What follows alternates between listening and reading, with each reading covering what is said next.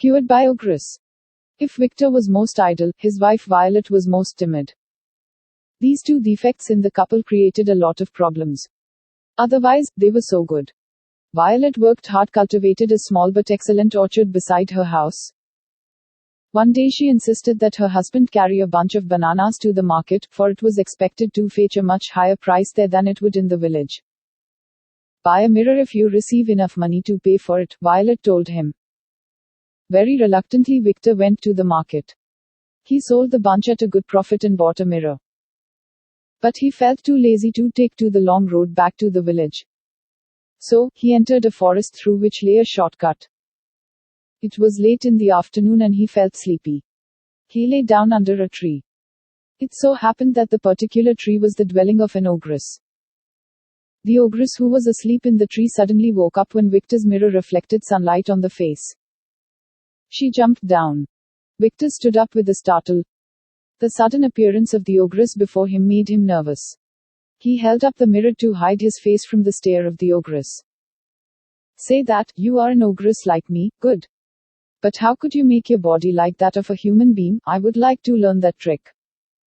I will like to move about among human beings, said the ogress. She had mistaken her own reflection in the mirror to be the face of Victor. Victor got back his courage. He removed the mirror. I see, you can change yourself to a male human being at wish. I knew ogresses can do that, but I do not know the magic myself. Please impart the lesson to me. Don't worry. I will do the needful. But before you can be eligible to learn that magic, you have to learn many more things. You have to behave like human beings, bathe, trim your nails, comb your hair, so on and so forth, said Victor. I'll do everything you ask me to do. Please come here every day and teach me the lessons. I'll do that. But you see, I live like a human being among true human beings. I have a home and a wife. How can I come every day? Asked Victor. If you don't, I will find out your home and kill you and your wife, roared the ogress. All right, sister, all right, I'll come. Victor did not say a word of the encounter to his wife because he knew that the news would terrify her. But the next day he reported in the forest and found the ogress looking quite fresh. She had taken a bath in the river, had trimmed her nails, and combed her hair. Good. Human beings walk slowly and rhythmically like this, said Victor, showing her how to walk. She followed him step by step. After an hour, Victor took leave of her.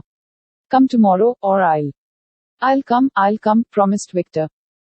Victor had to come day after day to teach the ogress how to speak, how to smile, how to address others, and so on. Violet was happy that her lazy husband had suddenly become active. But try as she may, she could not find out the nature of his activity. She got suspicious and on the fifth day, she followed her husband stealthily.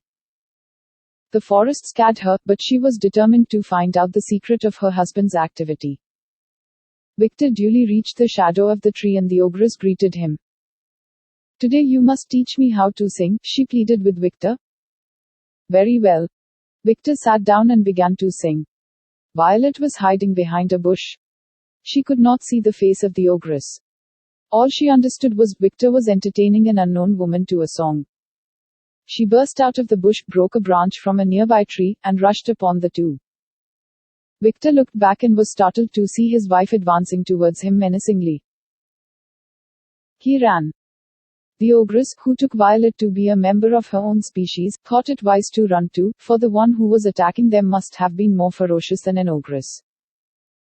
Soon the ogress outran both and disappeared into the deepest part of the forest, but not before Violet had had a glimpse of her figure. She stopped. Victor too stopped. Violet began to weep. Slowly Victor came closer to her and said, Violet, you must listen to me patiently. You have seen that she was an ogress. It is out of fear that I had to teach her some lessons. He narrated to her all that had happened. Violet understood and smiled through her tears.